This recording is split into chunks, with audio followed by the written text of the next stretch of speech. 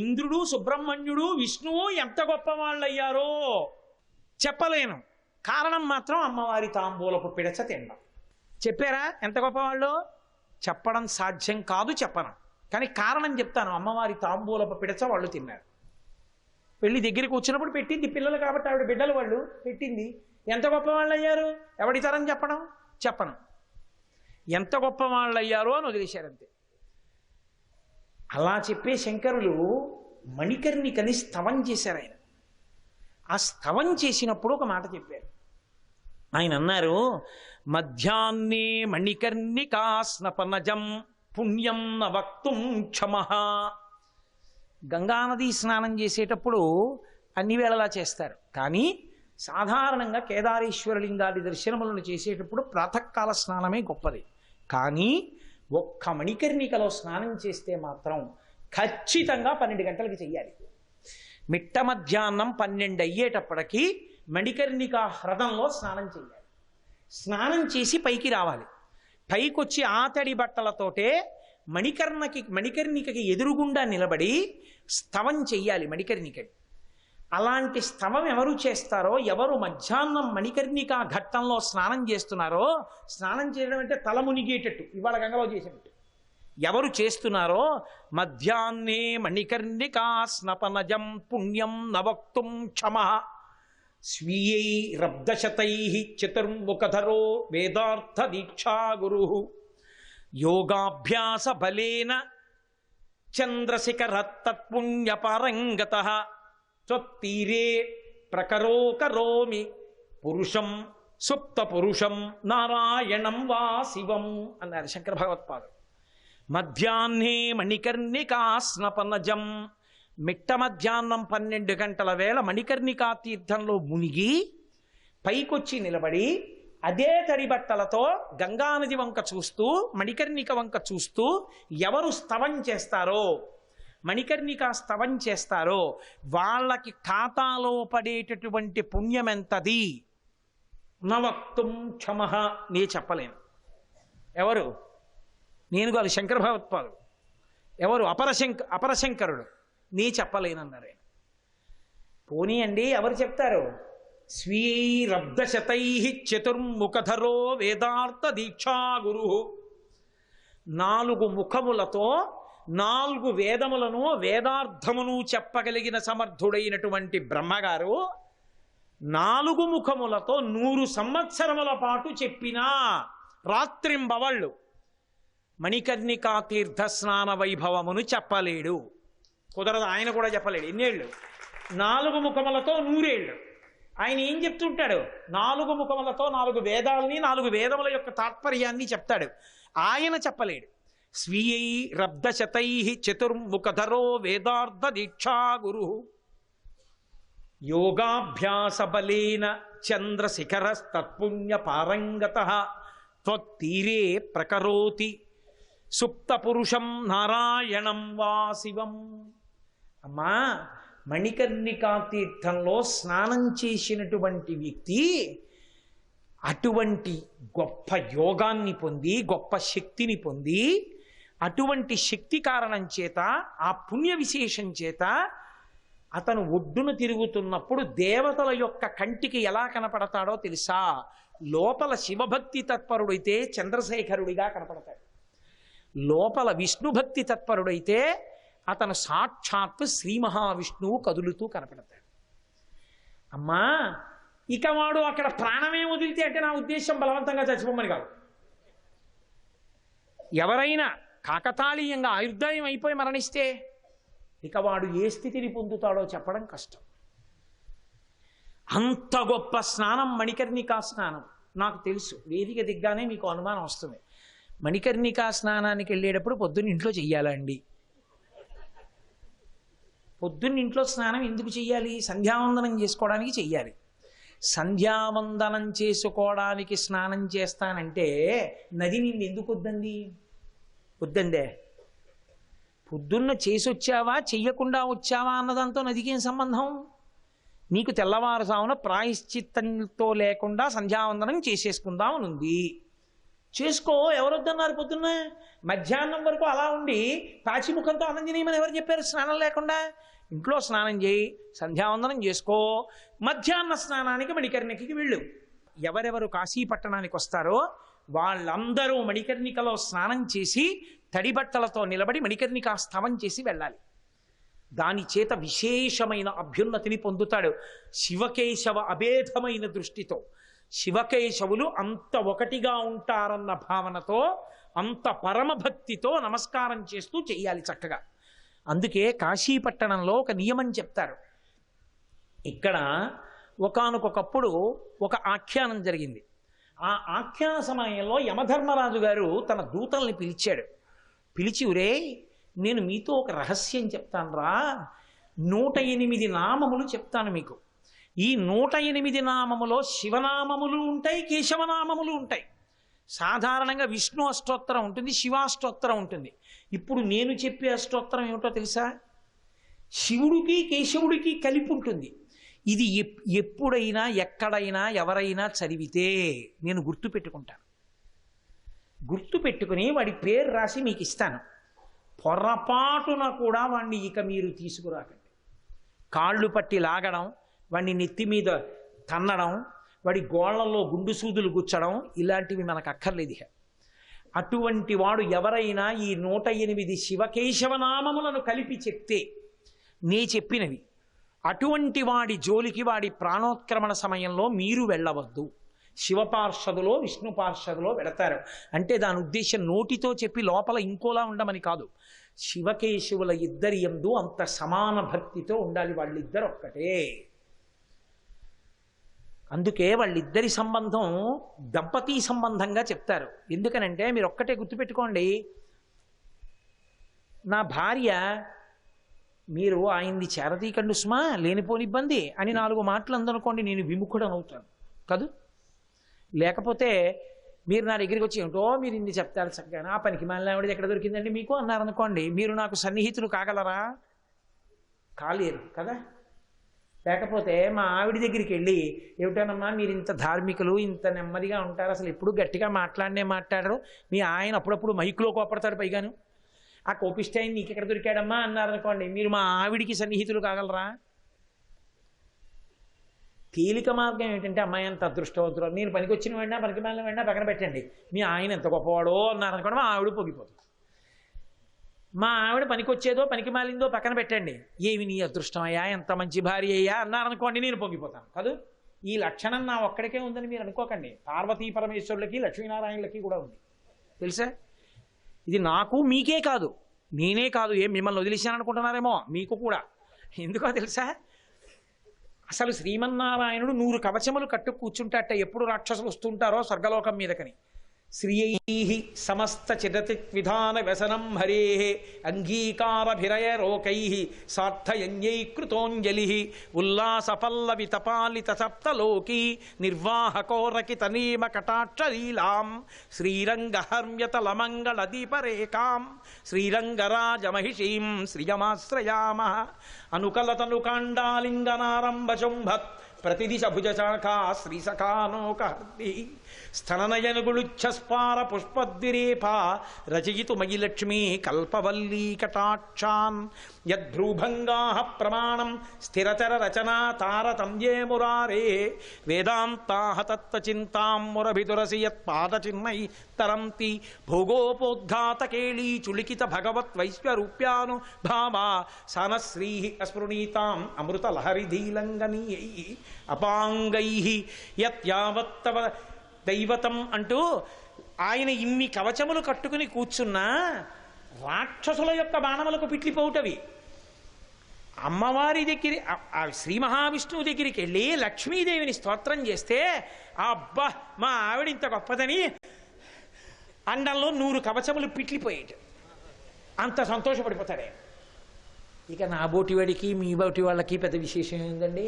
అనుకూల దాంపత్యం, దోషమేం లేదు అందులో. కాబట్టి శివకేశవులను దంపతీ సంబంధంతో అందుకు చెప్తారు, పొరపాటున కూడా శివుణ్ణి స్తోత్రం చేసి కేశవుణ్ణి నిందించడం, కేశవుణ్ణి స్తోత్రం చేసి శివుణ్ణి నిందించడం ఒక్కనాటికి చేయకూడదు. అందున కార్తీక మాసం దామోదరుడు త్రయంబకుడు ఇద్దరు. అందుకే దీపాన్ని పెడతాం పరంజ్యోతి అని. పరంజ్యోతి నపుంసకనామం, అన్ని నామాల్లోనూ ఉంటుంది, అందుకే అది. అటువంటి శివకేశవుల యొక్క అనుగ్రహమునకు పాత్రులు కావాలి అంటే మణికర్ణిక హ్రదమునందు స్నానం చెయ్యాలి. ఈ భక్తిని పెంపొందింపజేస్తుంది యమధర్మరాజు గారు చెప్పిన 108 నామములు. అవి ఒక్కసారి జీవితంలో చేస్తే యమధర్మరాజు గారు రాసుకుంటాట విని, రే వీడు చెప్పాడు రా ఒకసారి, అందుకని మనం ఇది గుర్తుపెట్టుకోవాలంటట. అది కాశీపట్టణంలో చెప్తే, ఒక్కొక్క క్షేత్రమునందు మీరు వెళ్ళి ఒక్కసారి భగవన్నామని చెప్తే 1,000,000 మార్లు చెప్పిన ఫలితం వేస్తారు. కాశీ ఎటువంటి పట్టణం, అవిముక్త క్షేత్రం. ఇక్కడికి వచ్చి శివ అన్నారనుకోండి, 1,000,000 మాటలు శివ అన్నట్టు. ఒక్క తప్పు చేశారనుకోండి, 1,000,000 తప్పులు చేసినట్టు. తప్పు చేస్తే 1,000,000, పుణ్యం వస్తే 1,000,000 కాదు, దేనికైనా 1,000,000. అందుకే ఆ 1,000,000 శబ్దంలోనే ఉంది అలవి. కాబట్టి ఆ విశేషం ఉంది కాబట్టి జాగ్రత్తగా ఉండాలి. పుణ్యమునందు పాపమునందు సమాన ఫలితమే దానికి. కాబట్టి చూడండి, యమధర్మరాజు గారు చెప్పినటువంటి 100 హరిహరనామములు ఏమున్నాయో అవి అంత ప్రశస్తం. కాశీపట్టణ వైభవం గురించి చెప్తూ పెద్దలు ఒక మాట అంటారు, కలుగని కాశీ శంభులింగములు కోట్లు, విశ్వనాథుండు లింగంబె శాశ్వతుండు. కలుగని తీర్థములు కోట్లు కాశీయందు, అనగా మణికర్ణికయే తీర్థమని ఎరుంగు. అందులో కలుగని కాశీ శంభులింగములు కోట్లు. కాశీపట్టణంలో ఉండేటటువంటి శివలింగములను లెక్క పెట్టడం సాధ్యం కాదు. అన్ని శివలింగములు, ప్రతి శివలింగానికి ఒక చరిత్ర. ఇంచుమించుగా కాశీపట్టణంలో శివలింగ ప్రతిష్ఠ చెయ్యనటువంటి దేవతాస్వరూపం, గ్రహస్వరూపం మీకు కనపడదు. అంతమంది ప్రతిష్టలు చేశారు. అంత ప్రఖ్యాతమైనటువంటి శివలింగములు ఎన్నో ఉన్నాయి. ఇందులో ఏ ఏ శివలింగములను తప్పకుండా దర్శనం చెయ్యాలి. ఏవైనా కొన్ని శివలింగములను దర్శనం చెయ్యకపోతే దోషం వచ్చే అవకాశం ఏమైనా ఉంటుందా?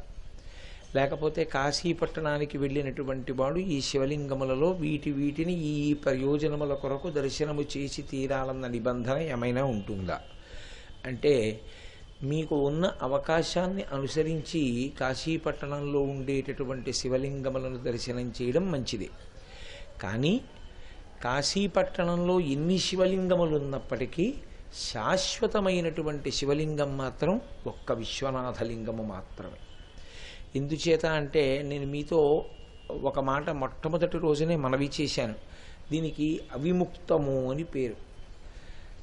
ఎందుచేత అంటే, ఎన్నడూ పార్వతీ పరమేశ్వరుల చేత విడిచిపెట్టబడని క్షేత్రము కనుక, ఆఖరికి బ్రహ్మాండములన్నీ మహాప్రళయమునందు పరమేశ్వరుడితో కలిసిపోయినా ఈ క్షేత్రం మాత్రం ఎప్పటికీ ఇలాగే పరమేశ్వరుని యొక్క త్రిశూలం మీద నిలబడి ఉండిపోతుంది కనుక దీనికి అవిముక్తము అని పేరు వచ్చింది. అందుకే ఇప్పటికీ మీరు లోపల విశ్వనాథ మందిరంలో చూస్తే, విశ్వనాథ మందిరంలోంచి మీరు బయటికి వచ్చినప్పుడు అటువైపు అన్నపూర్ణాదేవి ఉంటే ఇటువైపు అవిముక్తేశ్వరలింగము అని ఉంటుంది. అది పార్వతీ పరమేశ్వరులిద్దరూ ఈ పట్టణాన్ని విడిచిపెట్టకుండా ఉన్నారు అనడానికి నిదర్శనమైన ప్రదేశము.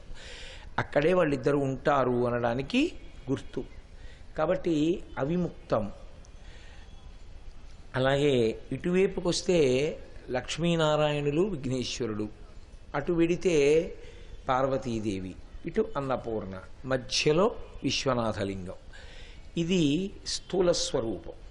ఇది కాక మళ్ళీ విశ్వనాథుని యొక్క ఆలయంలోనే ఎన్ని శివలింగాలు ఉంటాయో, మీరు ఏ ద్వారంలోంచి లోపలికి వెళ్ళినా శివలింగాలు కనపడతాయి.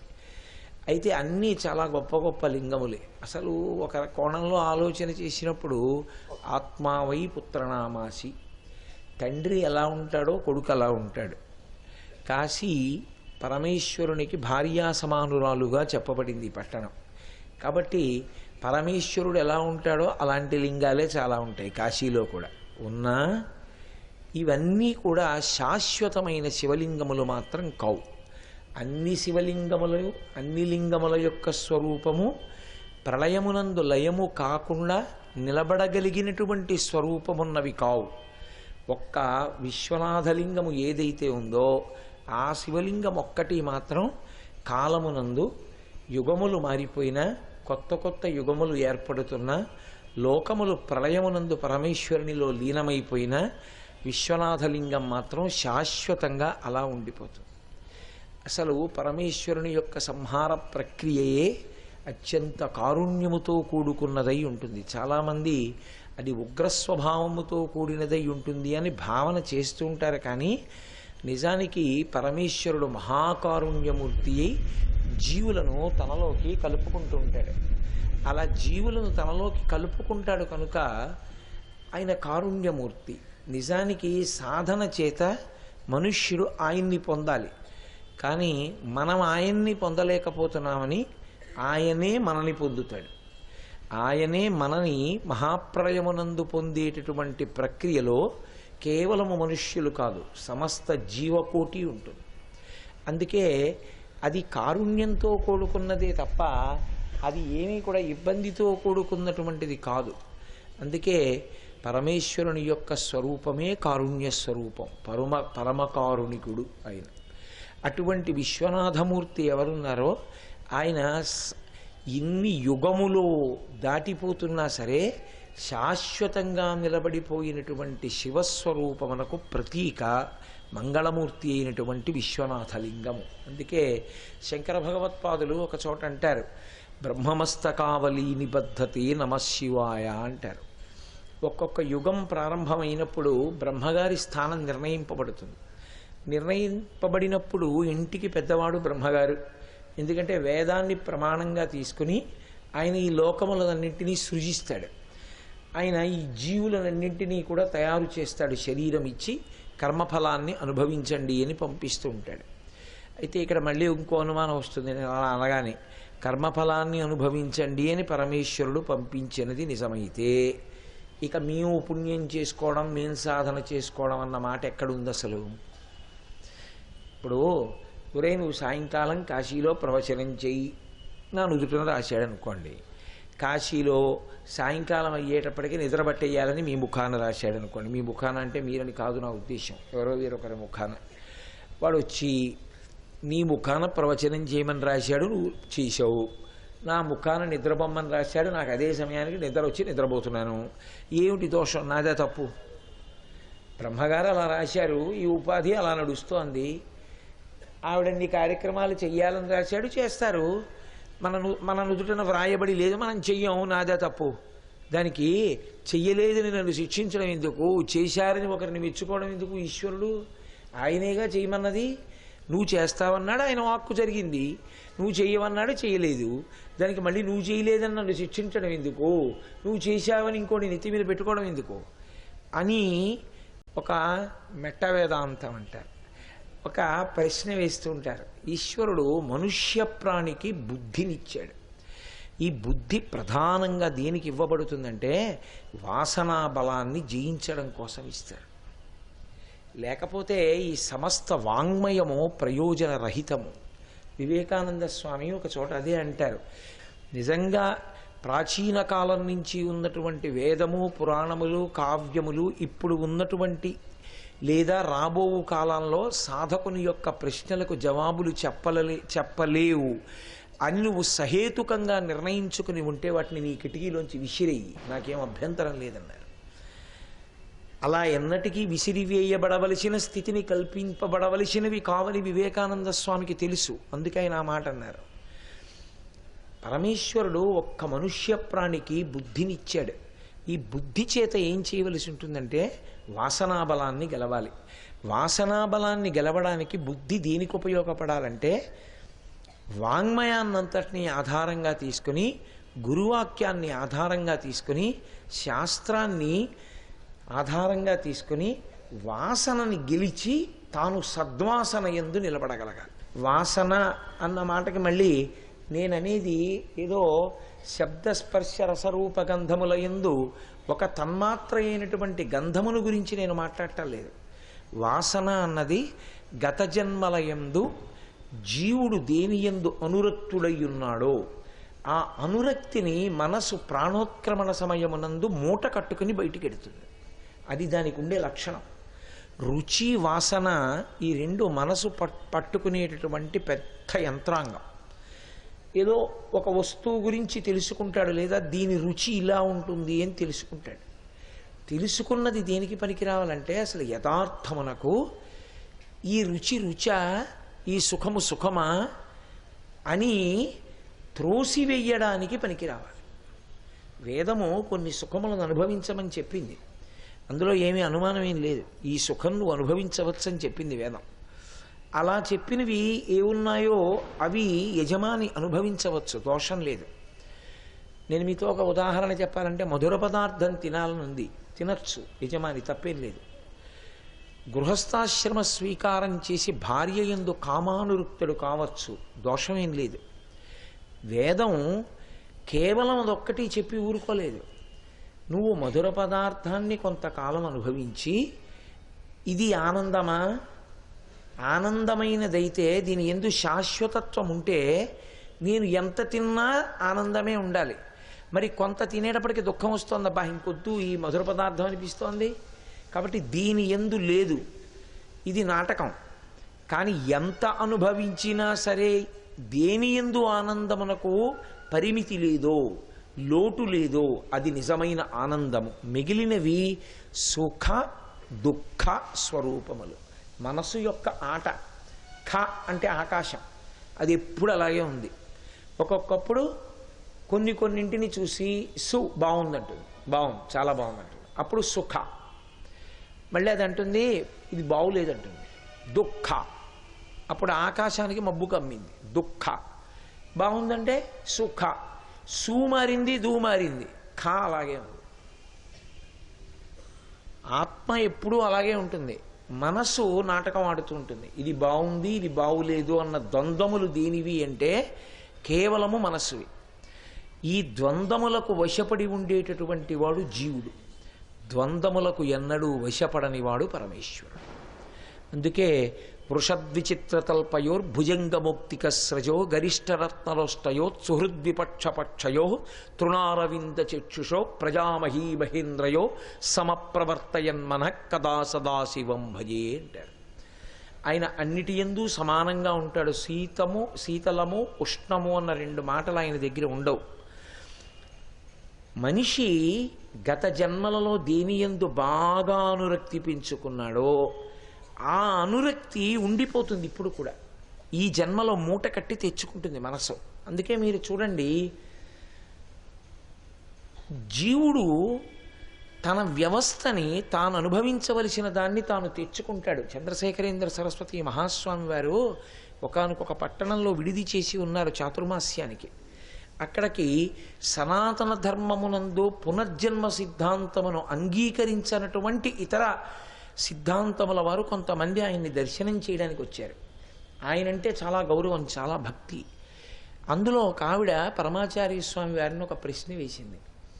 అయ్యా, జీవుడు పునర్జన్మయందు గత జన్మముల యొక్క పాపపుణ్యములను తెచ్చుకుంటాడు అని మీరు అంటున్నారు కదా. పునర్జన్మ సిద్ధాంతమే సనాతన ధర్మమునందు ప్రాణప్రదం. అసలు ప్రాణమంతా ఎక్కడ అంటే సనాతన ధర్మానికి పునర్జన్మ సిద్ధాంతమే. అందుకే మీరు పాపం చేయడానికి ఎందుకు భయపడతారు? మీరంటే మనం అయ్యి బాబోయ్ దాన్ని వచ్చే జన్మలో అనుభవించాలరా, ఎందుకు వచ్చిన గొడవని. పునర్జన్మ లేదు అని నేను అన్నాను అనుకోండి, ఇక దేనికి భయం మీకు? ఏమైనా భయపడవలసింది ఉందా? పుణ్యం ఎందుకు చేయడం? జీవుడు అనుభవించడానికి ఇంకో జన్మ లేదుగా. పాపం చేయడానికి ఎందుకు భయం? దానికి ఫలితం అనుభవించడానికి ఇంకో జన్మ లేదుగా.